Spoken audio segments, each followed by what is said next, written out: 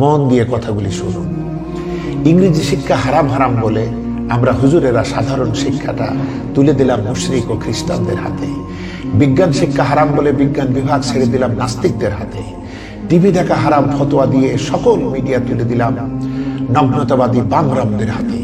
গণতন্ত্র হারাম বলে এটাও তুলে দিলাম সেকুলারদের হাতে। আর নিজেরা কি রাখলাম?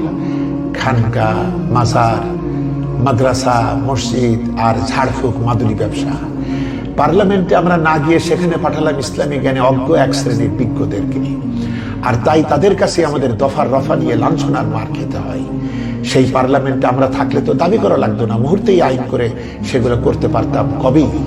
আর আমাদের ইমানের বিবেকের দরজা কবে খুলবে মহোদয়? মনে রাখবেন, কোরআন এসেছে শাসন করার জন্য, শাসিত হতে আসেনি।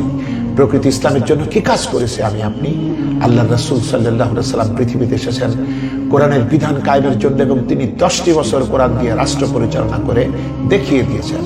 সর্বদাই হকের দাবিদার ডিলার পরান্নভোজী মহোদয়গণ পারলে নবীজির এই গুরুত্ববহ কাজটি বাংলার জমিনে কায়েম করুন, তবেই তো এদেশে শান্তি ফিরে আসবে। অতএব কোরআনের শাসনের জন্য ভেদাভেদ ভুলে আসুন, ঐক্যবদ্ধ হই, নতুবা দুনিয়া আখেরাত আমাদের বরবাদ হবে আর অধপতনের অতল তলদেশে নিপতিত হবে মানবতা।